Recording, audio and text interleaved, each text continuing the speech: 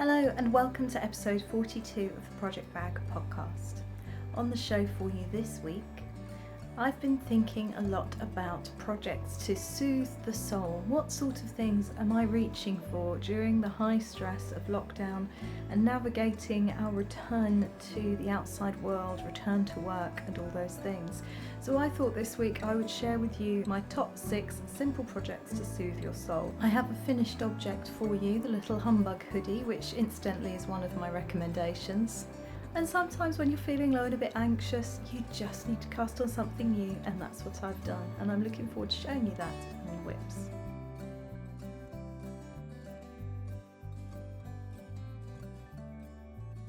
Hello, welcome if you are new and welcome back if you are returning. My name is Gemma. This podcast known as the Project Bag podcast. I am the dyer behind the Project Bag yarns. Now starting to be known as the Midnight Dyery. You can find me on Instagram, on Ravelry and all the places, and I'll put details just down below for you. If you're a new viewer, I hope that you enjoy your time here. The podcast is undergoing a little bit of a metamorphosis at the moment, a bit of change. A couple of notes at the head of the episode is that, first of all, it is incredibly hot here in Kent in England. It hit 30 degrees Celsius yesterday. It has surpassed that today. As a result, I have an electric fan on and I have the windows open, and I'm not going to shut those for the recording of this podcast because, as you might be able to see, just here I have a sleeping puppy who is recovering from his yesterday, and he just needs to be kept comfortable. So I know that you will understand, and I hope that any ambient sound you will forgive. As part of the welcome, I want to share with you a couple of things. First is that the Isolationalong has now finished. You can of course still share your makes using the hashtag Isolationalong on Instagram and on the thread in our Ravelry group, which incidentally is really friendly, so do get yourself on there if you are able to use Ravelry in its current state and wanting to do so. Still share your makes. I drew a bonus prize last week and then promptly forgot to put it onto the podcast, so congratulations to Helen. I've already contacted Helen. She knows that she has won a custom made project bag by myself, and she has selected the deer fabric, and I will be getting that sent to her, well, as soon as I've made it. I'm also drawing for a pattern prize again, and the winner is going to be along the screen just down here at the moment. So congratulations to you, and thank you to everyone who has been entering and using that hashtag Isolationalong and helping keep us inspired and motivated during this tricky time. And that's kind of what I want to talk more about today. That's my main focus, as I've touched upon at the start of the episode. So during lockdown, I've found myself reaching more and more, if I'm reaching at all for a project, for simple makes that just help me to try and relax. I've not really given my Vida shawl any love in the past week, and I think that's because it's requiring concentration that I simply don't have. So that's my focus for this week, thinking about those simple makes that can help to relax you, that feel somewhat meditative. You could use the word mindful if you want, helping you to just be in the moment. And just because things are simple doesn't mean that they're not pleasurable, and doesn't mean that you cannot get fantastic results. So let's start by talking about my finished object.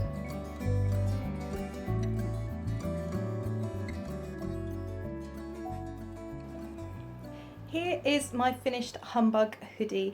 This was a pattern on an Artigiano free pattern leaflet, and in an edition of a knitting magazine from 2013, I think, by Tina Barrett. I'm not sure where you can get the pattern from now, but there are similar ones out, namely the Montrealer and Mini Montrealer, details of which I will put just down there. Which I believe are paid for patterns, but they're a similar premise, and actually they have sleeves and a pocket, which is super cute. So this is now a late birthday present for one of my honorary nephews. He turned 5 just a few weeks ago. Don't know where the time goes, and I wanted something simple and quick and that I could enjoy the process of knitting as well as why I was knitting it. I often start knitting things for people and then they end up falling by the wayside if there's a deadline, or it just kind of sucks the joy out of it for me. But this project did not. This just hit the spot. It was originally designed as a pieced pattern, so you knit the front and the back separately, but I actually made the decision to convert it to knitting in the round. So I took off 4 stitches in total from the cast on to make up for the fact there were going to be no side seams, and also it meant that the 2x2 rib was still maintained. I knit the rib flat, and you might just be able to see my seam there. The reason I knit the rib flat is because if you're casting on a lot of stitches and joining in the round, it's really easy to get those stitches twisted and you end up with a Mobius loop. And it just gets tighter and tighter and you can't do anything with it. So that was actually a tip I picked up from the Stranded podcast a few years ago when Amy was knitting her boxies. She said knit the rib flat, then join in the round. You're not going to twist it and you've got a tiny bit of seam. So that's what I did. I used a commercial acrylic yarn. This is Paintbox Simply DK from Love Knitting, now Love Crafts. I'm not sure of the colourway. And the stripes, I used my own hand-dyed merino DK yarn, 100% superwash merino, in my autumn winter 2019 colourway, which is neutral tones. And I've also used it for the moss stitch detail on the edge of the hood.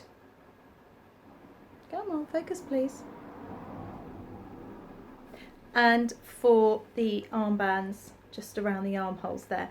I think that's really effective. I wasn't sure if I'd have enough to do the collar here in the grey, and also I hadn't done the ribbing in the bottom in the grey either, so I thought it made sense to have top and bottom being the green and the others being the accents. It was a really speedy knit. It was really easy to convert to knitting in the round. You just have to bear in mind that that does mean that you will be purling to get your garter ridges here. So there's just a bit of fluff on it and I keep picking it off and it keeps seeming to appear back on it again, and it's really winding me up.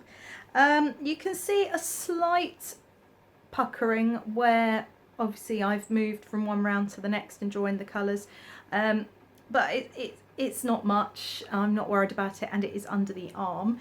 I have split, so I actually joined it and called that the side seam because it's more natural to have a seam down the side.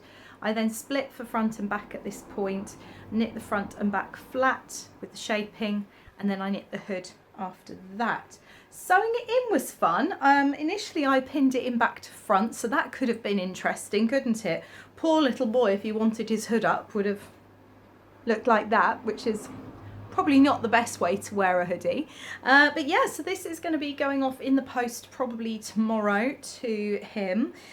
His mum's already seen a very poorly lit picture of it finished.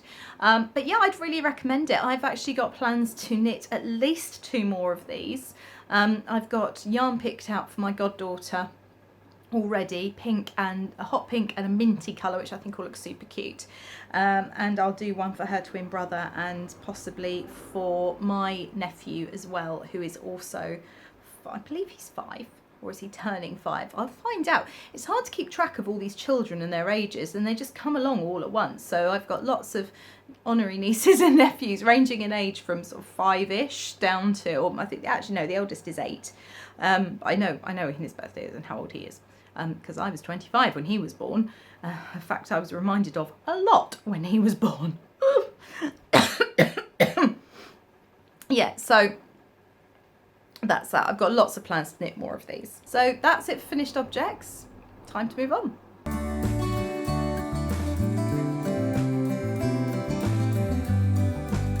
So this week only one project has really got any love other than that humbug hoodie, and that is a brand new cast on. Now you know what I'm like for a bandwagon, you know what I'm like for a rabbit hole. I don't much just fall down the rabbit hole as leap into it with gay abandon, shouting whee as I slide down and, you know, squash whoever's at the bottom of it already. Now Amy had lost her knitting mojo and suddenly recovered it by discovering the joys of marling, and she started a marl along. I'm rubbish at doing my own alongs, as we all know. You're right, darling. Oh baby, I know. Oh, it's so sore, isn't it? I'm rubbish at doing my own alongs, but I thought maybe if I joined in with someone else's make along I might stand a chance. And I cast on a very simple mild rainbow blanket. You can just about see the deepish red pink is moving into orange, and I've just done a reddy orange here, and I've literally just done 2 rows of the orange. I'm holding Drops Flora from Stash, double with a kind of pinwheel carousel of minis from the Knitting Goddess, which is, I think, 100% Blueface Leicester, but I'll pop all the details down below.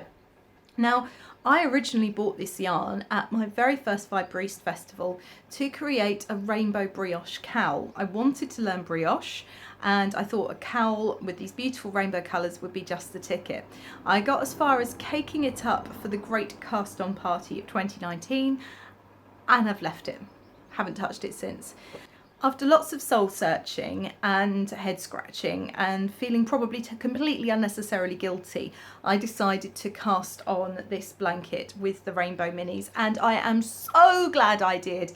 Oh, it was criminal leaving them just caked up with a project that was never going to happen. I was never in the right mindset to learn something new, and this just made me so happy. I actually cast it on Tuesday afternoon, and it's now Thursday afternoon, and on Tuesday afternoon, in an hour, I'd done the first band and joined on the second colour, and I was just so happy doing it. I'd been feeling really low, really tired, quite miserable, to be honest, this week. I can't tell you why, because I don't know why. It's just one of those things, unfortunately. I think it happens to all of us at some point, whether it's fatigue or constant exposure to a negative news cycle or stress or all these other things, or in my case, starting to negotiate my way back to hopefully getting back to work.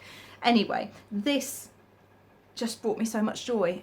And if you'd said to me, oh, how about a nice garter stitch blanket, I'd have gone, I've been knitting for quite a while. Garter stitch blanket, really? Oh my God, it's amazing. I absolutely love it. And it's so pretty holding the two together, and it's so fast. So what I did, I'm going to write this up, and just as notes, to be honest, it's going to be a free recipe, if you like. You can't really call it a pattern. Is if you're holding 2 4-ply yarns together, typically that will work as a worsted or Aran weight yarn. So I thought, right, what's your rough gauge for an Aran weight yarn? Typically it's about 18 stitches over 4 inches on a 5mm needle. I mean, I'm quite a loose knitter, so I would use a 5mm needle rather than, and tight knitters might want to use a 5.5. So bearing that in mind, if I wanted a 2 foot wide blanket, 24 inches, how many stitches would I need to cast on? 108. And that's what I did. I cast on 108, and as you can see, I got probably about 2.5 inches there of each colour. So I've got no idea how deep this is going to end up, but I think it's perfect for a little pram blanket for some of the new arrivals that have been making their way into the world over the past few months. It's just making me so happy. I don't know if it's just the rhythm of just knitting. The fact that I don't have to concentrate, it kind of relaxes my mind rather than puts additional strain on it by trying to concentrate on a pattern. I didn't do a giant magic ball. I'd already wound these into mini balls ready for the brioche. So actually I'm working from one mini ball at a time and then joining the next one on. And that is working really well for me because the yarns aren't long enough to get tangled up, which is fantastic. So yeah, I would highly recommend it. And if you want to see some really beautiful examples of mild rainbow blankets, then hop on over to Amy Florence Stranded Dye Work, Stranded Podcast, and onto her Ravelry group and have a look at all the mild projects going on in there. So marling is when you hold 2 strands of different colours together and knit with them at the same time. So it's not the same as just holding something double, one colour double. It's actually using 2 different, and you come up with this sort of look. And you can see the difference there. Yeah, something so simple, and it's really beautiful yarn from the Knitting Goddess, and I think that really lifts it.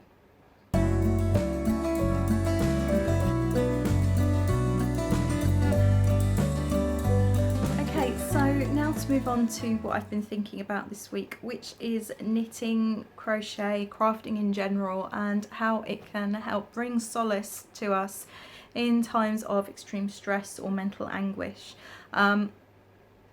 There are a few different ways in which I find that as a crafter I respond to this sort of thing. Sometimes I like to dive into really complicated projects that completely take my mind out of everything, that I have to focus so closely on that I end up with a frown line, and you know. But this time recently, I think possibly because of the extreme heat as well and lots of other things going on, I found myself reaching for simple projects. And before I get into my recommendations, we're going to take a look back at projects of podcasts past today, to dig out my favourites for simple projects for soothing the soul. Before we leap into that, I just want to say that Knit Now episode issue 117 is out now on general sale on the 25th of June, and I'm super excited because this amazing designer, Sepan Design is her handle, Shabnam, she has designed a beautiful easy scarf using some of my hand dyed yarn. I will pop a picture up on the screen now for you and all the details down below. I'm thrilled to have had my yarn used for this design. It features some lace, but it is ever such simple lace that's really nice and repetitive and runs up the sides of the scarf, making it really effective and really showcases the semi-solid tones as well. Now, the yarn in question that's in that magazine is actually out of stock in my shop at the moment, but I have opened pre-order slots and I will dye to order if you would like to get your hands on some of the I Like That One Too colourway that features in the magazine. So yeah, hooray! So exciting! I kind of feel like a proper, I've made it now. I'm doing festivals and my yarn's in magazines. Like, what? But it does fit in here. It's not just a shameless plug and a hooray, blow my own trumpet, toot my own horn, toot toot. It's more, I love the fact that it really fits in with where I am at the moment and what I'm about, which is patterns that are beautiful and effective and everyone can do. But yeah, I'm just absolutely thrilled, and it also fits in really nicely with the theme of this episode, which is simple projects. So I've already shared with you my marb blanket, and I think we can all agree that actually whatever you're doing, even simple garter stitch can look absolutely stunning when you're using beautiful yarns, and holding two yarns together is one really cool way of achieving that. So my next knitted suggestion is again garter stitch, and this one featured all the way back on episode 5, I believe, of the Project Bag podcast, the one where she's finally lost it, and this was a finished object at that point. This is the Wicker Park scarf by Lizzie Knits, Erin, who goes by Lizzie Knits on Instagram. I will link the pattern down below, and I was a tester for this pattern. It's ever so simple. A trapezoid style scarf, you increase from a point and then work in garter stitch, blending in your next colours, and it's a 3-colour scarf and it's done in chunky yarn, so it's really quick and simple to knit and super squishy. And no, I'm not putting it on, it is plus 30 degrees. You just have to have a look at other pictures on my finished objects page. I would really recommend this. Lizzie Knits does some amazing, beautiful, effective, simple designs, and I really enjoyed working this one up. So that's recommendation number 1. If garter stitch isn't quite your thing, then number 2 might tickle your fancy. This is a free pattern available on Ravelry and the download from my website. At least I hope it is. It will be by the time this goes up. And that is my ripple scarf pattern. This is using a really simple lace repeat of Old Shale, or Old Shale, I think it's called, the lace. Some yarn overs and knit tooths together. Just a really simple scarf with a garter stitch edge. And again, it's the yarn that does it, really. You could have this in a beautiful plain shade, but I've used a tonal variegated self-striping yarn. This was just an acrylic from a local yarn shop, but it reminds me of unicorns and mermaids and all things mystical.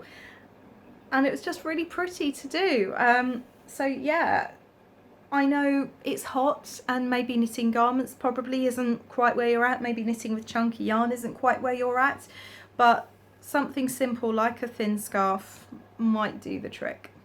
In other projects that I have completed, I would also heartily recommend the Boxy Sweater by Joji Locatelli. I have only knit one, but I thoroughly enjoyed it, and it was miles of mindless stocking stitch in the round. I did the worsted weight version, but there is a 4-ply weight version. I believe there is a DK weight, there's a V-neck, there's a child's boxy. Joji knows that this has been something that everyone's loved, and she's worked on making every version you could think of, basically. I don't know if I've got any footage of me wearing my boxy that was actually then gifted. It was knitted as a gift, but if I do, you'll be seeing that at the moment. If not, I'll try and pop some pictures in, but I would love to knit another. Moving on to crochet now, and I want to put my vote in for the granny stripe blanket. This is another one that's had absolutely no work since the last time I showed you, but it is such good fun. It's completely mindless. You don't need to concentrate on it. You might need to glance down and work out where to put your hook. I'm using the pattern from from the blog of Attic24, Lucy, and I'm using minis that were gifted to me as part of an advent swap with my friend Marcus, who goes by Fiberpunk. It's really simple, just working in stripes back and forth, back and forth. Take it from me, do not chain on 450 stitches. You will end up with a blanket that's 7.5 foot wide, and each row will take you 6 million years. Possibly in this extreme heat, not the best project to be doing. I think that might be why I've put it down at the moment and ignored it, because the thought of getting it out is, I mean, it's a beast. You could jump rope with this, baby. We could socially distance and have children hop, skipping and jumping in the middle perfectly safely. So there we are. Maybe that's what this should become for a little while, a jump rope. But yeah, I absolutely. Whoa! Sorry about that. The puppy just kicked me in the back and sent me flying forwards. He's surprisingly strong considering he's feeling a little bit tender. Do you want me to move? Mind your way. There we go. There we go.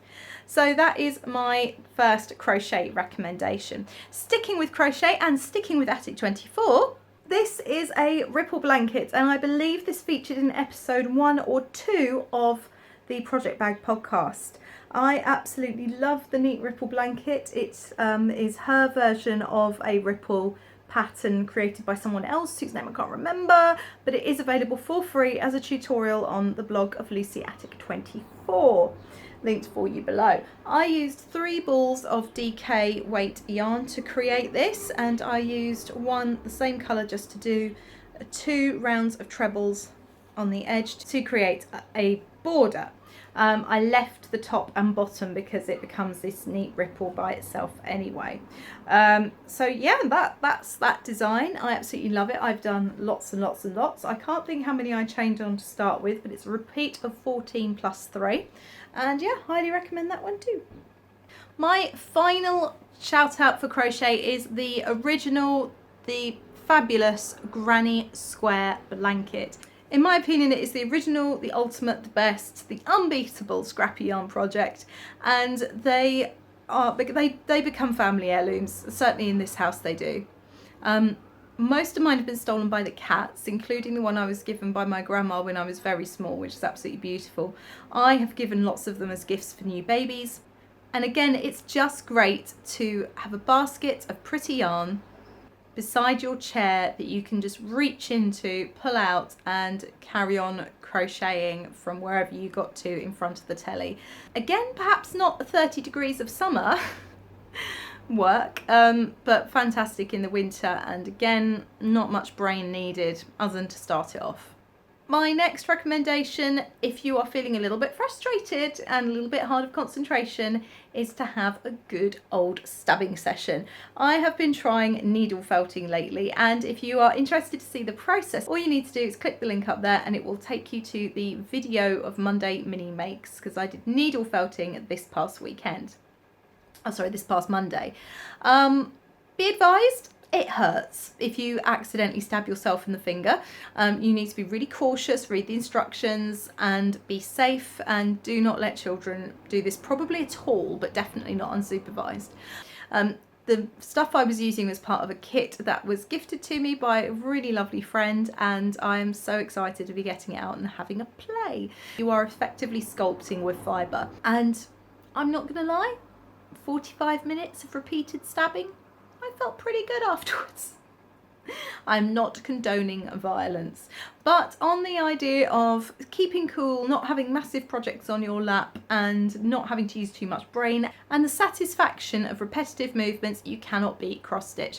As you know, I have been working on cross stitch at the moment. The one I'm working on is slightly complicated, but I'm going to share this one that was shared as part of the Isolationalong, created by our project bag winner Helen. This is one, and I'll put the details down below as well, that she got in a kit and completed it fairly quickly. And the reason I'm sharing this as an ideal simple make to soothe the soul is because of the beautiful blocks of colour. Rather than a confetti cross stitch like the one I'm doing, which takes lots of concentration and mistakes and undoing things and you have to be in the right mind for, this really is a soul soothing project, and it's absolutely beautiful and so effective. I love blocks of colour in cross stitch, and I think Helen's done a fantastic job.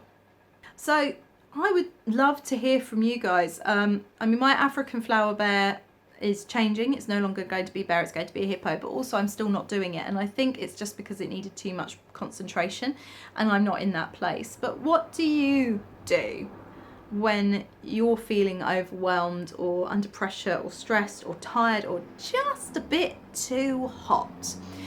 Are you a crafter who likes to reach for things that are complex and take your brain completely somewhere else because you're forced to think and concentrate? Or are you, like me, someone who reaches for Old Faithful's comfortable, easy, simple creations? I would love to hear your thoughts and input on this, and next week maybe I will share some more technical makes for you. But that's it. That's all I've got with regards to creative content for you this week. In Project Bag Land, we are moving more towards the Midnight Dyery. My new labels arrived at the weekend, which was super exciting.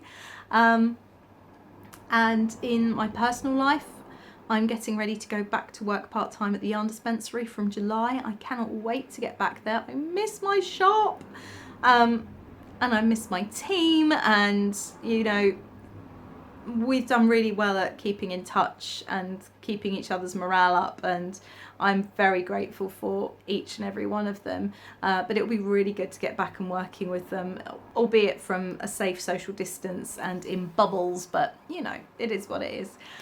In the headquarters, we've got, as you can see, Puppy wearing the cone of shame. He was finally yesterday. He was actually meant to be done as we went into lockdown, but he got a few extra months with his preciouses. But it was time. He was getting increasingly frustrated and confused, and so when the vets rang and said last week and said we're allowed to use oxygen again so we can do elective surgeries, we want to book him in, yeah, we went for it.